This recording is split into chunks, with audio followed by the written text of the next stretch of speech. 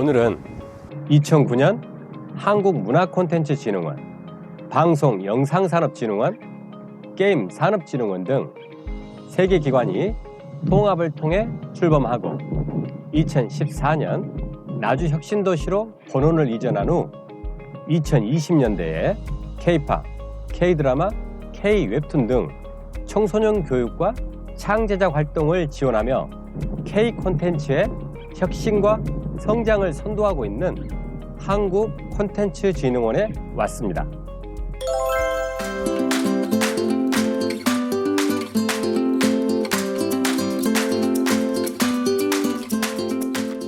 이 자리에 한국콘텐츠진흥원 조현래 원장님 모셨습니다. 반갑습니다. 예, 반갑습니다. 네.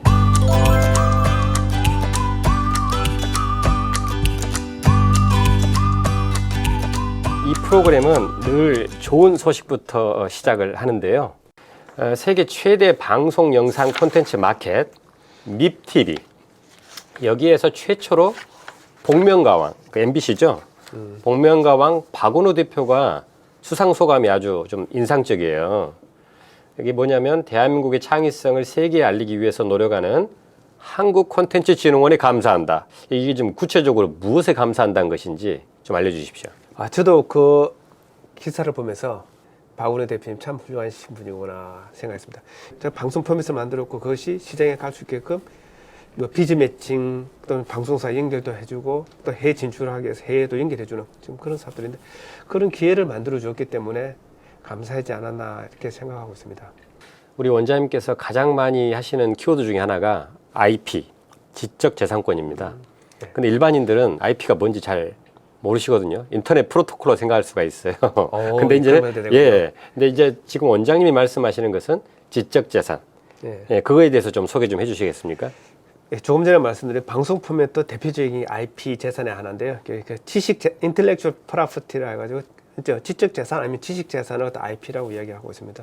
아까 복면가왕도 하나의 IP의 사례지만은 우리나라에서 미국에서 장기간 방영되고 있는 그 굿닥터, 이것도 이렇게 방송 포맷의 새로운 시작이거든요.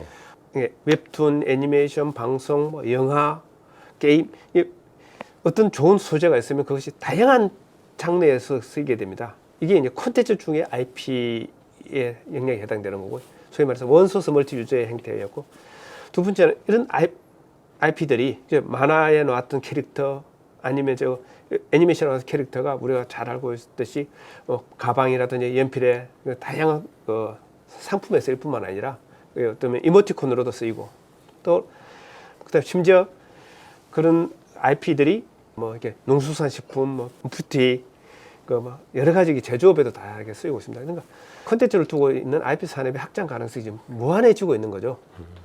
그래서 저희들은 IP 산업도 굉장히 중요해진다. 그럼 종로에는 한 장르에서 IP 확장 가능성을 좀 봤는데 이게 지금 보니까 장르 간에 넘어서서 그리고 이게 콘텐츠와 다른 산업 간에 IP 문제가 벌어지고 있고 앞으로도 계속 중요해질 거라고 보고 있습니다.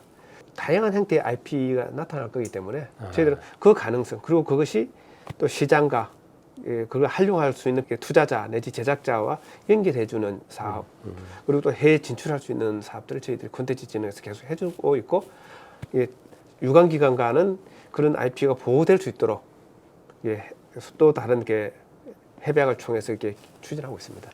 K 콘텐츠가 우리 청소년들에게 대단히 인기가 좋습니다. 어떤 분야가 있는지 좀 설명해 주시겠습니까? K 콘텐츠는 우리 청소년뿐만 아니라 해외에서도 많이 좋아하고 있습니다. 단적으로 한류, 지금은 신한류라고 이야기하는데 K 콘텐츠가 뭐냐에 대해서는 여러 가지 정의가 나눠질 수 있겠지만은 저희들이 바라보고 있는 사람은 컬처 인더스트리, 문화산업이라고 합니다. 옛날에 문화예술이 지금 산업의 영역으로 와가 있는 거죠. 저희 콘텐츠 진흥원에서는 여러 가지 콘텐츠 중에서도 게임, 방송 영상, 애니메이션, 캐릭터, 만화 웹툰, 패션, 음악, 그 다음에 최근에 시간 콘텐츠 등 거의 한 11개 장르 분야에 대해서 저희들이 지원하고 있습니다. 이렇게 장르가 많은데 저희들 기본적으로 지원하는 거는 콘텐츠는 제작 단계가 기획, 투자, 제작, 마케팅, 유통, 이 5개의 단계로 흘러가고 있습니다. 그에 따라서 저희들은 이게 투입되는 것은 인력 문제, 그다음에 인프라 문제, 그다음에 재정 돈 문제가 있습니다. 저희들 이런 분야에 대해서 각 기업한테 제대로 갈 수 있게끔 지원하는데, 그럼 인력 양성 문제부터 각 단계별 인력 양성 문제, 그다음 부족한 인프라를 만들어서 기업들이 적은 비용을 할 수 있게 해주는 거, 그다음에 다양한 실험들을 해볼 수 있게끔 위험 요소를 공적 재원해서 해볼 수 있게끔 하는 재정 지원, 이런 사업들을 하고 있습니다. 그것뿐만 아니라 콘텐츠 진흥은 이게 콘텐츠는 또 한편으로 이렇게 끊임없이 새로운 기술들을 받아들이고 변화해 오면서 완성도를 높여왔습니다. 그리고 이런 분야에 대한 그 R&D, 기획개발 등 여러 가지 다방면의 그 사업들을 하고 있다는 걸 말씀드리겠습니다. 방금 말씀하신 분야 중에 이제 음악은 이제 최근에 BTS, 그다음에 드라마는 오징어 게임, 또 캐릭터 애니메이션은 핑크퐁, 게임은 배틀그라운드. 근데 이게 참 신기한 게 K 콘텐츠가 어떻게 이렇게 성공할 수 있는지 참 놀랍거든요. 그 원인은 어디 있다고 보십니까? 제가 봐도 놀라워요. 이게 어디에서 기인할까? 우리 왜 다른 나라와는 다르게 왜 이 시점 한국의 K 콘텐츠가 성공할 수 있을까? 여러 가지 이렇게 분석 다양하게 할 수 있겠지만, 저는 먼저 이렇게 콘텐츠는 기본적으로 이게 참신성과 스토리텔링에 바탕하고 있습니다. 계속 새로워야죠. 뭔가 새롭지 않으면 콘텐츠에 대한 흥미가 사라지게 되는 거. 두 번째는 스토리텔링. 시청자 내지 이용자가 그에 대해서 자기 시간을 투자하는 거거든요. 그럼 그만큼 가치가 있어야 된다고 보고 있습니다. 우리 K 콘텐츠가 이 참신성과 스토리텔링에서 충분히 국내 시청자뿐만 아니라 해외 시청자, 이용자들에게도 충분한 그 감수성을 이끌어내고 있다고 보고 있습니다. 그럼 이 파트는 뭘까? 그래서 저는 기본적으로 우리나라 콘텐츠 산업이 내부적으로 너무 치열하게 경쟁해오면서 어떻게 하면 시청자들, 이용자들의 마음을 얻을까를 해왔다고 보고 있습니다. 그게 국내뿐만 아니라 이번에는 해외까지 잡은 거죠. 그런 실험들을, 시행착오들을 많이 해볼 수 있게끔 다방면의 지원을 해왔다고 저희들은 또 한편으로 잡아오고 있습니다. 이런 과정을 통해서 아마 또 저희들한테 오징어 게임이나든지 BTS뿐만 아니라 이미 우리 K 콘텐츠가 세계 시장에 나가고 있는데요. 이 과정을 통해서 기업들은 이제 한국 시장이 1차 시장이 아니라 세계 시장을 놓고 자기들의 기업 전략을 짜고 진출 전략을 짜는 그런 단계에 와 있다고 보고 있습니다. 이제 오징어 게임이 이제 우리가 일반인들이 알기에 넷플릭스의 지원으로만 성공한 걸로 지금 그렇게 이제 알았는데, 제가 원장님을 뵙기 전에 이렇게 좀 기사를 검토를 해봤어요. 그랬더니 콘지논에서 여기에서 특별한 이렇게 장소를 제공한 것이 기사화돼 있더라고요. 예. 그런데 그 장소가 스튜디오 큐브 예. 맞습니까? 예. 대전에 가면 7개의 그 스튜디오, 제작 스튜디오가 있습니다. 그 중에 하나는 가장 큰 것은 축구장 하나가 들어갈 수 있는 1000평 규모의 그 대형 스튜디오가 있습니다. 이 대형 스튜디오가 아마 있기 때문에 오징어 게임과 같은 그런 다양한 그 형태의 콘텐츠를 만들 수 있지 않았나 이렇게 보고 있습니다. 그리고 이 스튜디오 안은 기후와 날씨와 변화와 상관없이 안에서 작업을 할 수 있는 아마 최적의 환경이지 않겠나 이렇게 보고 있습니다. K 애니메이션 좀 여쭤보겠습니다. 뽀로로가 예전에 인기가 있었는데 최근에는 뽀로로가 잘 안 보이고 핑크퐁이 이렇게 많이 보이더라고요. 근데 아마 핑크퐁도 그렇고 뽀로로도 그렇고 몇 개 우리 성공한 사례들은 국내 시장이 아니라 세계 시장으로 나갔던 거죠. 네. 아마 저희들도 애니메이션 분야도 앞으로 그렇게 길을 많이 열어줘야 된다고 봅니다. 국내 시장을 1타겟으로 하는 것이 아니라 다른 세계 시장을 1타겟으로 가야 된다고 보고 있습니다. 단적으로 게임이 먼저 그렇게 했거든요. 국내 게임사들이 국내 경쟁이 워낙 치열해지니까 국내가 아니라 해외에서 먼저 인기를 얻고 국내로 들어와서 시장을 개척하는 그런 사례들이 있었거든요. 애니메이션도 꼭 그렇게 나올 거라 보고 있고, 두 번째는 애니메이션 분야에서 좀 지금 우리가 2D 애니메이션에서 아마 3D 애니메이션으로 가야 되지 않나. 세계 시장이 또 그렇게 가고 있는 상태고, 그럼 우리도 그럼 그렇게 준비를 해야 되는데 이건 좀 더 비용이 많이 들어가는, 그렇죠. 투자 비용이 많이 들어가는 분야이기 때문에 그에 대해서 좀 자금 지원 같은 걸 좀 과감하게 해줘야 되고, 또 그렇게 3D 애니메이션을 할 수 있는 인력의 문제, 또 인프라의 문제도 좀 같이 고민해야 되는 시점으로 와 있다고 보고 있습니다. 뿐만 아니라 일부 사례에서 나타나지만은 지금 우리나라 게임이 되게 강국이거든요. 이 게임의 기본 엔진이 이렇게 3D 엔진을 3D 애니메이션을 구현할 수 있는 엔진이 구현이 되니까 아마 게임 회사들도 어느 정도 시장이 확장되고 나면 다시 애니메이션에 눈을 돌리지 않을까 이렇게 보고 있습니다. 갑자기 또 웹툰이 떴어요. 예. 그래서 이제 영국의 옥스퍼드 영어 사전에 그 영어로 만화라는 그 새로운 단어가 등록이 되었답니다. 예. 참 K 콘텐츠 참 대단하다. 이제 넷플릭스에서 지금 이렇게 보니까 지옥, 그 다음에 지금 우리 학교는 이것 좀 완전히 좀 떴더라고요 보니까. 그래서 지금 이 K 웹툰의 성공을 위해서 또 나름대로 이 콘즈론에서 어떤 역할을 하셨는지 좀 소개해 주시기 바랍니다. 뭐 웹툰을 떠나서 네. 하나 말씀드리면 우리 콘텐츠 산업에서 우리나라가 제일 먼저 시작한 것들이 대표적으로 세 가지가 있는데요. 이게 하나는 PC 온라인 게임. 게임의 또 다른 바탕에 하나 요새 많이 즐기고 있는 e스포츠. 이게 우리나라에서 제일 처음 시작을 했다는 거. 그다음에 세 번째가 이게 웹툰입니다. 이게 콘텐츠 산업은 끊임없이 새로운 기술을 받아들이면서 이게 영역을 확장해 왔는데요. 그 대표적인 중에 하나가 웹툰이라고 보고 있습니다. 다른 나라에서는 기존의 만화책을 갖다가 PDF 파일로 변형해 올리는 단계인데 이 조금밖에 들고 다니는 핸드폰에 최적화되는 면서 이게 스크롤로 쫙 바꿔준 웹툰 이게 한국이 제일 처음 시작했거든요. 이 어떻게 보면 이 그냥 만화에서 도저히 안 될 거라 생각했는데 이게 딱 나왔던 거고 그리고 또 웹툰의 새로운 기술들을 계속 접목을 해보려고 하고 있습니다. 뭐 웹툰에서 인터랙티브 하는 그런 것도 시도도 되고 그다음에 이거 웹툰을 어떻게 하면 이게 3D VR로 구현해 볼까 다양한 실험들이 지금 이루어지고 있습니다. 근데 뭐 그만큼 이게 웹툰은 또 새로운 기술을 받아들이면서 또 다양한 진화의 모습을 볼 거라 보고 있고요. 문제는 우리나라 왜 웹툰이 이렇게 잘 크느냐? 우리나라 젊은이들의 특성이라고 봅니다. 우리나라 IP의 산실이 되고 있거든요. 예, 웹툰에서 영화로, 웹툰에서 공연 뮤지컬로, 웹툰에서 방송 드라마로, 그만해서 지금 우리 학교는 뭐 지옥은 그뿐만 아니라 뭐 여러 가지 뭐 대표적으로 들고 있는 것이 뭐 신과 함께, 그것도 이렇게 웹툰에서 시작해서 그 만화책 출판도 나왔고, 그렇죠. 가무국 뮤지컬도 나왔고, 그다음에 또 영화도 나왔고, 심지어 뭐 게임도 일부 시작되고, 그다음에 실감 콘텐츠도 제작이 되고 이렇게 다양하게 나오고 있거든. 왜 웹툰이 그렇게 다양한 IP가 되는데 이건 끊임없는 새로운 생각, 창의성에서 나온다는 거예요. 근데 이게 누가 하고 있느냐? 우리나라 젊은이들이 하고 있는 분야거든요.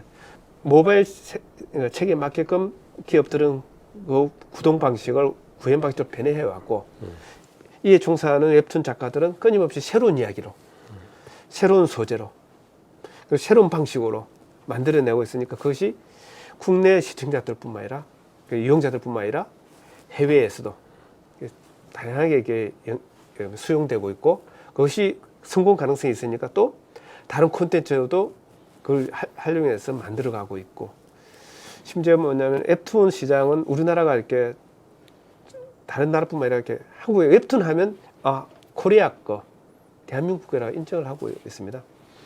뿐만 아니라 웹툰의 플랫폼들은 우리나라가 나가고 있는 플랫폼들이 이미 일본 시장, 뭐 미국 시장이나 이런 데서 이렇게 1위를 하고 있거든요. 콘즈론에서 가장 많이 투자를 하는 게 게임이더라고요. 수출 규모가 콘텐츠 산업의 절반이 넘는 게 게임이라고 또 나왔더라고요. 예. 게임은 어떻게 보면 가장 문화적인 속성을 갖고 있는 거죠. 예. 이용자가 마음에 안 들면 떠나갈 수 있는 게 항상 이게 문화의 속성, 상호작용이잖아요. 그리고 또 한편으로 우리가 게임이 그냥 옛날에 그냥 단지 즐길거리, 즐길거리 정도였는데 이것이 아까 문화산업 분야, 콘텐츠 산업의 큰 분야로 자리 잡게 된 것은 이게 산업이 됐다는 거죠. 산업이 됐다는 이야기는 다른 말로 하면 일자리가 되고 있다는 거죠. 그리고 우리나라면 다른 말로 수출 산업이 되고 있다는 거죠. 그럼 게임 산업의 수출액이 얼마 정도 되느냐? 2020년도 저희들이 조사한 자료에 의하면 아마 수출액이 약 82억 불 정도. 그러니까 수입은 10%도 안 돼요. 그래요? 예. 어느 나라에 수출이 많이 되고 또 어떤 종류의 게임이 이렇게 수출을 하고 있는지 궁금합니다. 가장 큰데 아마 중국, 그다음에 뭐 동남아, 일본, 뭐 워낙 시장이 크니까 그다음에 북미도 충분히 나가 있고 앞으로 이게 한국 게임에 대해서 여러 가지 관심이 큰 거죠. 뭐 어떤 게임이냐? 한국이 아까 PC 온라인 게임을 한국이 먼저 시작해 왔거든요. 우리가 소위 말해 다중 접속 게임이 MMORPG 예. 이와 같은 그런 게임들을 만들어 왔고 또 그에 대해서 이렇게 먼저 두각을 보이고 있기 때문에 그 가능성은 앞으로 크다 보고 있고 그럼 앞으로 그럼 우리 게임이 어떻게 돼 가야 될 거냐 이에 대해서 이제 세계 시장은 또 한편은 콘솔 아케이드 게임이 있거든요. 그럼 콘솔과 아케이드 게임에 대해서도 앞으로 어떻게 진행될까? 이에 대해서 이제 여러 가지 가능성 중에 하나는 아마 온라인 게임도 연결될 가능성도 있다. 그럴 가능성도 있으면 우리도 그에 대해서 준비를 해야 되지 않느냐. 그러면 우리가 다양한 플랫폼에도 들어갈 수 있어야 되거든. 그럼 그에 대해서도 과감하게 좀 지원할 수 있는 사업들을 만들고 발굴을 해 가야 되겠다는 생각을 갖고 있고요. 게임 산업이라는 이제 그 경제적인 측면이 아주 중요한 것 같은데 역으로 생각을 해보면 이제 청소년들의 어떤 이제 게임 중독에 대한 어떤 규제 이런 교육적인 이 두 가지 면이 그 양극인 것 같습니다. 어떻게 생각하십니까? 야, 게임을 어떻게 볼 거냐 문제죠. 네. 우리 사회가 부엌칼이 음식을 요리하는 데 쓰이지만 일부에서는 또 이렇게 흉기로도 쓰이고 있잖아요. 그러면 그 흉기로 쓰이기 때문에 없애야 되는가? 그렇게는 얘기 안 않지 않습니까? 그렇죠. 좋은 쪽으로 써야 된다고. 그럼 우리도 게임에 대해서 어떻게 볼 거냐? 이미 포기할 수 없는 분야라며. 우리나라에서 게임을 안 만들더라도 다른 나라에서 만들어 들어올 거기 때문에 포기할 수 없는 환경이라면 이것이 좋은 쪽으로 쓰일 수 있게끔 잘 쓰일 수 있게끔 해야 된다고 봅니다. 또 우리 사회에 좀 더 기여할 수 있는 방향으로 이야기를 하고 바꿔갈 수 있는가, 그리고 어떤 게임을 선택하게 할 것인가, 이런 것이 사회가 같이 풀어야 될 숙제라고 보고 있습니다. 실감 콘텐츠에 대해서 한번 좀 여쭤보고 싶습니다. 콘즈논에서 어떤 실감 콘텐츠 분야에서 현장에 그 적용한 사례가 있다든지. 마침 그 실감 콘텐츠의 시장 가능성을 보여주고 있는 게 그 디스트릭트의 아르테 뮤지엄입니다. 이미 이게 가입자, 그 이용자들이 이렇게 자기 주머니를 열어서 입장권을 사서 보고 있거든요.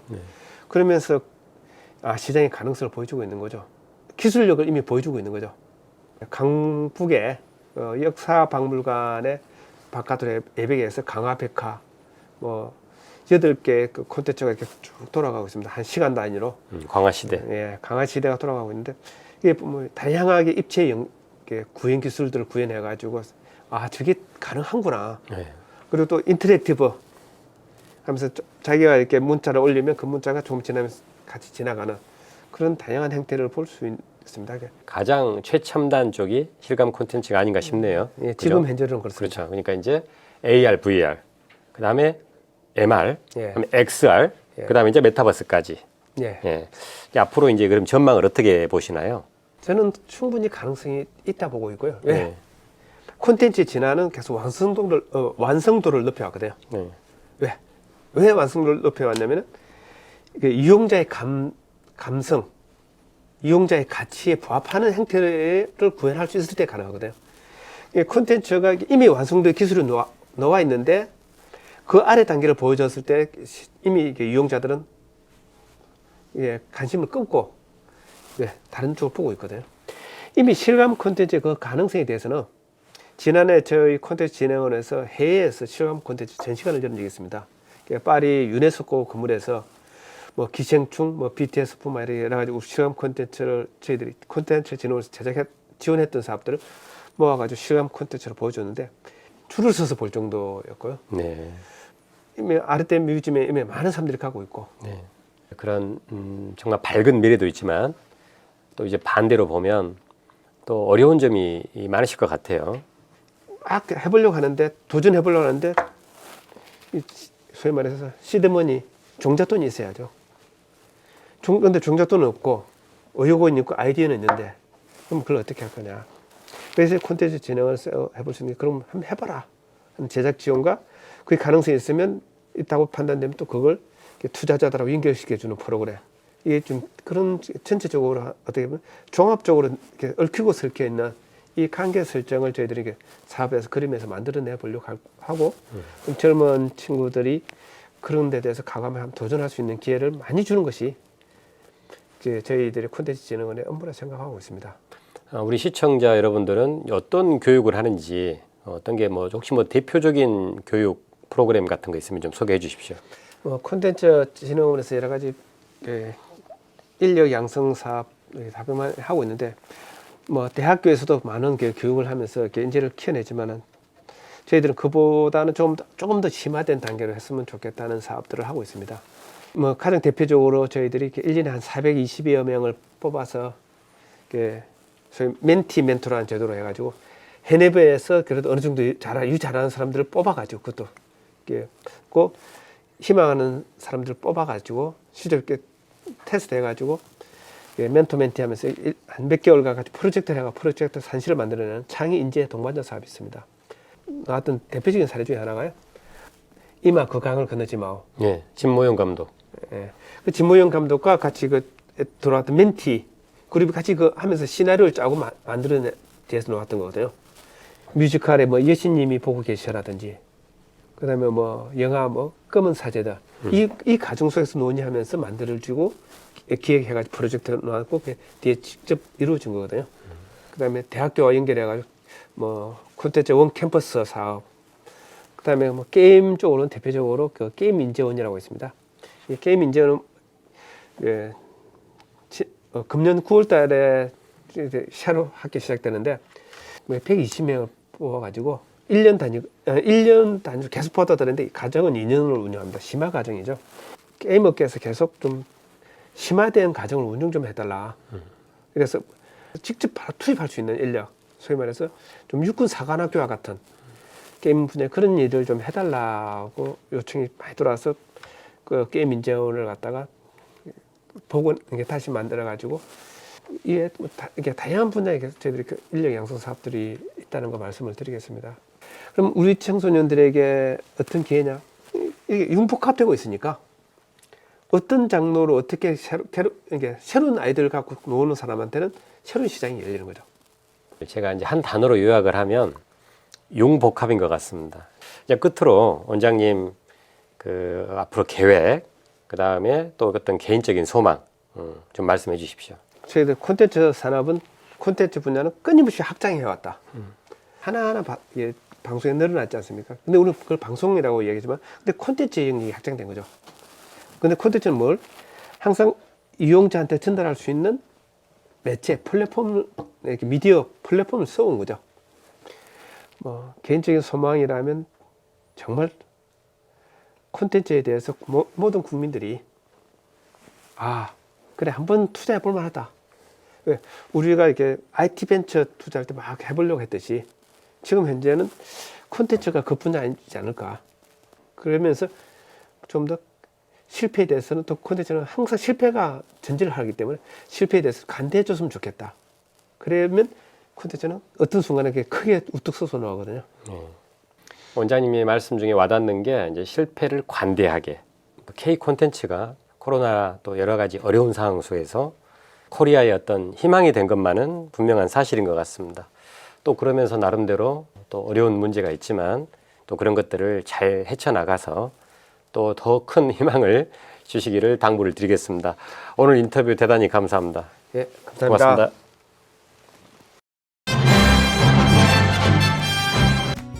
문화 콘텐츠의 성공은 자동차 수십만 대를 파는 것보다 경제적 효과가 커서 굴뚝 없는 산업이라고 합니다. 문화 콘텐츠는 분야와 장르가 매우 다양하고 무궁무진하여 창의 산업이라고도 합니다. 창의 산업의 특징은 선점이 용이하고 개인별 진로 선택이 다양합니다. 문화 산업은 창의와 도전이 핵심입니다. 청소년들이 동기부여를 하고 도전할 수 있도록 다양한 교육과 공모전, 사업 지원 등의 기회를 제공할 때 제2의 오징어 게임과 핑크퐁 등 또 다른 K컬처가 탄생할 것입니다. 김경수의 창의진로 탐험, 다음 주에 또 다른 창의진로로 찾아뵙겠습니다.